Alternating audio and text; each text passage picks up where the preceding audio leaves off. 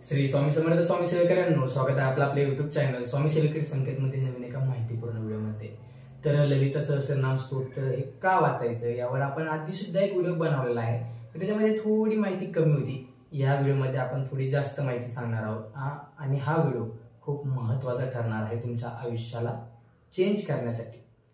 तर खूप जणांचे खूप सारे प्रश्न, स्तोत्र मंत्र काय असतात या संबंधित आपण व्हिडिओ बनवत असतो। त्या व्हिडिओला लाईक करायला विसरू नका आणि चॅनलवर नवीन असाल तर चॅनल सबस्क्राइब करायला नक्कीच विसरू नका।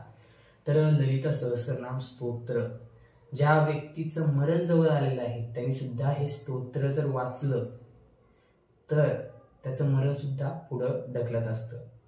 जे निश्चित मरण आहे ते सुद्धा शमन करण्याची ताकद म्हणजेच पुढे ढकलण्याची ताकद या ललिता सहस्रनाम स्तोत्रामध्ये आहे।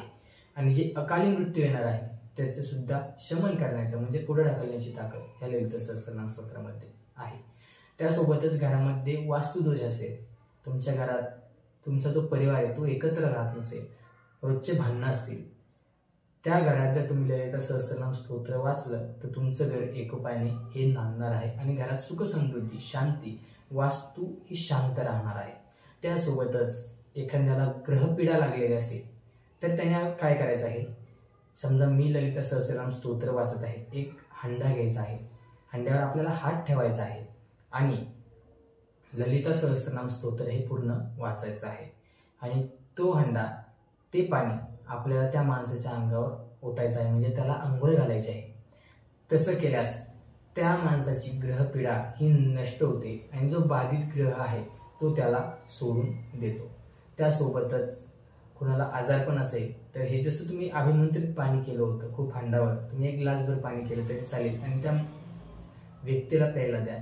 त्या व्यक्तीच्या व्याधी आजारपण काही बाहेरच्या शक्ती त्याच्यावर अतिक्रमण केलं असेल म्हणजेच त्याला हवेमध्ये घेतला असेल त्या सुद्धा नष्ट होतात। त्याबरोबरच एखाद्याला ताप आला असेल, डोकं दुखत असेल, तुम्ही ललिता सहस्रनाम वाचताय, ललिता सहस्रनाम वाचता वाचता तुम्ही जर त्याच्या डोक्यावर हात ठेवला तर त्याचा ताप त्याचं डोकेदुखी ही बंद होत असते। ज्या सेवेकरांना पुत्र संतती नाही किंवा मुलगा नाही होत त्यांनी काय करायचं आहे, ललिता सहस्रनाम जे लोणी असतं ते लोणी काढून घ्यायचं आहे, लोण्यावर हात ठेवून आपल्याला ललिता सहस्रनाम स्तोत्र हे वाचन करायचं आहे। आणि ज्या महिलाला मूल बाळ होत नाही त्या महिलाला आपण जर हे लोणी दिलं तर त्या महिलाला सुद्धा मूलबाळ हे होत असतं। त्याबरोबरच आपल्याला काय करायचं आहे, खूप जणांचे विवाह जुळत नाहीत, आता तर सगळे मुलं सिंगलच राहायला लागलेत तर मुलांचेच विवाह राहिलेत, तर काय करायचं आहे, ललिता सहस्रनाम स्तोत्र आपल्याला संकल्पयुक्त वाचन करायचं आहे। 6 महिने आपल्याला वाचन करायचं आहे। 1 ते 35 दिवसामध्ये खूप जणांचे विवाह हे जुळलेले आहेत, त्यांनी खूप जणांनी अनुभव सुद्धा सांगितलेले आहेत। तर 35 दिवसामध्ये नक्कीच तुमचा विवाह जुळणार आहे। 35 दिवसात नाही जुळला तरी सुद्धा स्तोत्र मंत्र बंद करायचं नाही, आपल्याला कंटिन्युटी ठेवायची आहे आणि हे नक्कीच तुम्ही ट्राय करायचं आहे। वास्तू ज्या घरात चिडचिड होत असेल तुमची त्या घरात तुम्ही हे ललिता सहस्रनाम स्तोत्र जरी वाचलं तरी ती वास्तू ही शांत होत असते। तर व्हिडिओ आवडला असेल त्या व्हिडिओला एक लाईक करायला विसरू नका। भेटूया आपण उद्याच्या एका माहितीपूर्ण व्हिडिओमध्ये। श्री स्वामी समर्थ।